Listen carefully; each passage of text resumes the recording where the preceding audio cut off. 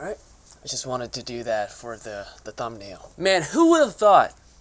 Who would have thought that in 2019, the best Star Wars property was going to be a game from EA? Like, you told me that a few years ago, I was like, man, get the hell out of here. Like, there's no way, you know? And like, I know Battlefront 2 is, in a very good place right now with all the updates and all the patches and whatnot, but when it first came out, it was rough. And EA got a lot of shit for that game. So, for Jedi Fallen Order to come out and crushing like it did, man, this game's good. Don't you guys find it a little funny that Respawn, who made Titanfall 2 and Apex Legends, those are the people who should be in charge of Battlefront 2. Instead of, FPS, they made a Dark Soul game. And it turned out so well. Like, when it comes to, Star Wars, not just movies, but like TV show, games, comics, the fans, the hardcore fans, we tend to get really worked up about, what is canon and what's not, After finishing this game, I was like, man, please tell me this is canon. Like, I want this to be canon so bad. Like, because it's just a small, little story that fit right into the saga. It doesn't retcon anything. It doesn't, mess with the timeline. Nothing like that. Like, it's just a small, very independent little story. And it is one that I really, really love, and it is filled with characters that I care about and want to see more of. You play as a character named Cal Kestis, and, he is not quite a Jedi, but a Padawan. He, Force sensitive. He was a kid when Order 66 happened, and, now he sort of in hiding, working for the Empire, just like a scavenger. And then one day, an accident happened. You're a really good friend of yours is in trouble, and you has to use the Force to save him. And that's when, the story begins. All these Inquisitors, start hunting you and whatnot. I really love this character. I think he is a really, kind of generic, the Chosen One, very typical Chosen One type of character, but I like him a lot. He has a really good personality, and you could tell that he cares about this journey, and he knows the responsibility of being a Jedi and whatnot.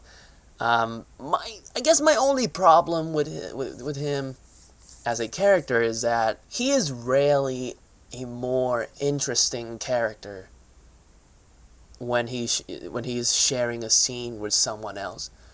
Like in a cutscene or any important sequences in the game, usually the character, like the side characters, I want to know more about them. Like they seems more fascinating and more interesting to me compared to Cal.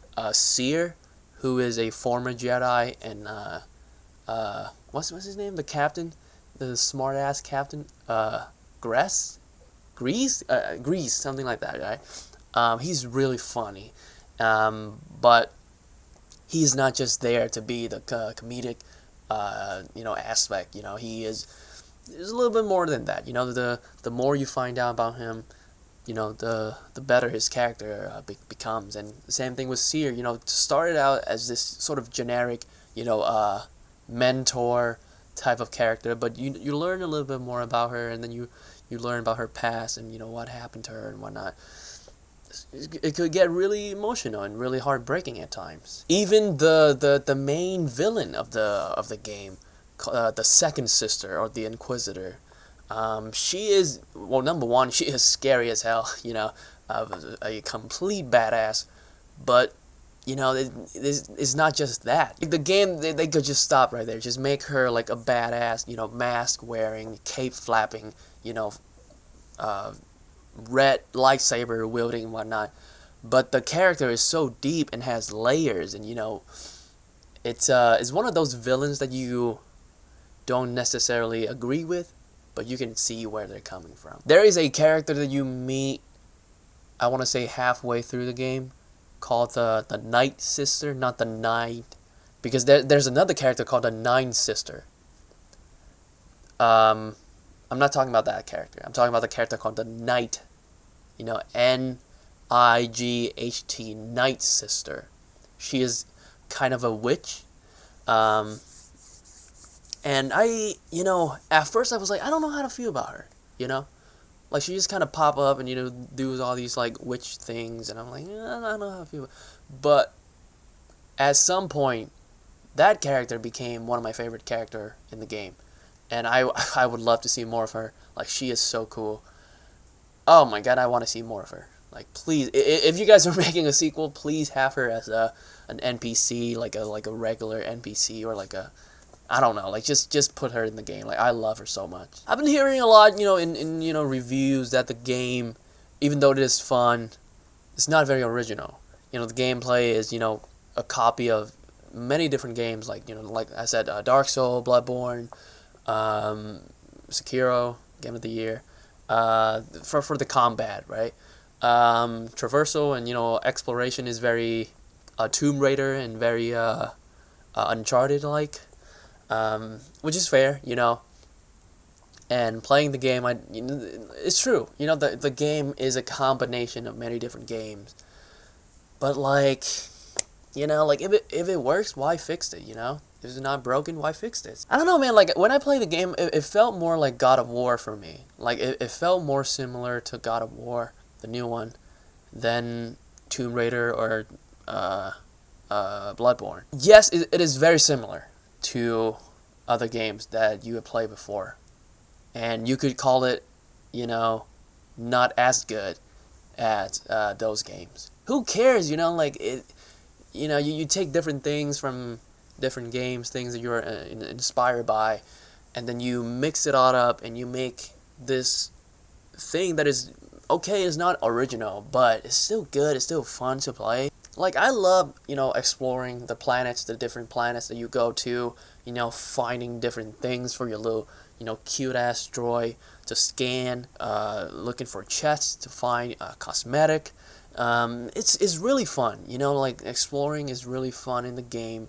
And tomb raiding, there's a little bit of tomb raiding as well, when you solve puzzles, using your force power and using your droid and whatnot. It's so much fun. So I play this on the PS4, and to my understanding, that is the most sort of broken and the buggiest version of the game.